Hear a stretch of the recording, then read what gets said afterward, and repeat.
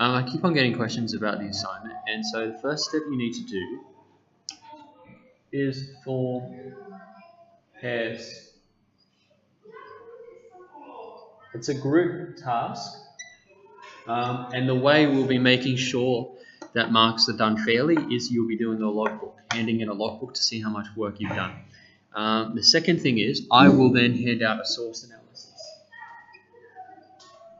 Source to analyze. Source, I'll give you a source. Each group will get a different source. And then the third thing, you'll then create a video answering questions which your assessment notification task says you to do. Create video. And so you can use different software. You can use your phones, you can use your iPads, laptops, etc. What's the other thing is? You're going to have to, you'll have to use some sort of software. School will have some in probably about a week. So I can definitely help you guys out. It's a bit more on the advanced side of the software. So we'll see how it goes. But I guess that's good enough for the time being. So just, we'll have a look in class what exactly needs to be done in terms of the video. But you need to answer all the questions, and you need to have sort of like a style that is appropriate for YouTube or for the internet. So I hope that helps you out. On another note, so I just want to recap a summary of what we've already looked at this week and last week. And that was looking at the Industrial Revolution, continuing on to look at the Industrial Revolution and seeing how the impact in Australia and Britain was a bit different. And then we looked at the population movements, you know, the slavery and also early settlers, like my ancestor, Janet Snodgrass, how she went from Scotland to Australia. Quite incredible to see her in the textbook.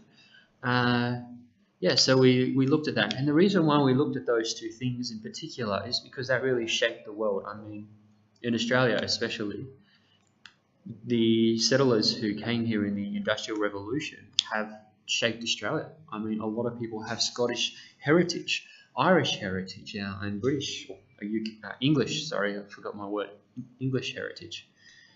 So it is a very important time period to understand, especially if you're trying to understand the demographics of Australia. The other thing is we looked at a little bit is workers' rights, how dreadful it was really to work in the Industrial Revolution. We looked at workhouses in particular and the use of child labour. So child labour is, you know, pretty straightforward. It's just getting kids to work. And they were doing pretty dodgy tasks, you know, the boring tasks in the farms and the dangerous tasks in the city that no one wanted to do, like chimney sweeping. So workhouses was this idea of, you know, if you couldn't find a job and you needed to live, the workhouse would feed you and provide a bed for you. However, you had to do a lot of tasks for them. You had to work really hard. And we looked at a couple of those things. Crushing stones, I mean, that's pretty dodgy work to do. It's really hard. So thankfully, because of all these terrible things that arose, we have something called unions today. You know, in Australia especially, you have the right to join a union. It doesn't matter the job you're in, you have the right to be part of the union. I'm part of my union, and I think it's an important part of democracy. Okay, sorry, this is getting a bit more geography related. Democracy. So if you get a job, if you're working at McDonald's, you know, now or somewhere else, you can thank the Industrial Revolution for your working conditions, because compared to, you know, where we were 100 years ago, your working conditions are a lot better. You know, the environment is safe, the pay is good. We have a minimum wage here, whereas in America it's not there. So there's a lot of benefits, and it's good to understand why the world is the way it is today. So thank you all for listening, and just remember one last thing is looking at sources. Okay, not tomato sauce or barbecue sauce, but looking at source analysis. Okay, so when we look at history, we try to understand what it was like for them, as I said in my previous video. And one thing in particular, we look at anything we can find from that period. So there's two types of sources. There's not tomato and barbecue, like I said before, but primary and secondary.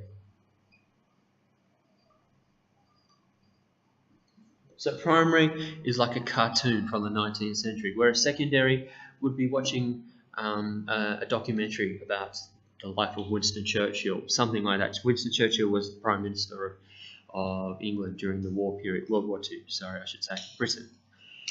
And so we look at, I want to use a lot of sources in class because it's a really good skill to learn, being able to look at a graphic and going, oh wow, that's what it's trying to tell me. We look at political cartoons, I'm sure, if you read the newspaper or you look at memes online, and so it's the same sort of principle but set back in the 19th century. So we're definitely going to continue looking at sources, and some of you are doing awesome work. Fantastic work, Johanna, Luke, Matthew, and Justina for being able to look at that source. It was a bit cryptic. It was a bit challenging. Even when I looked at it first, I was like, what is this trying to say?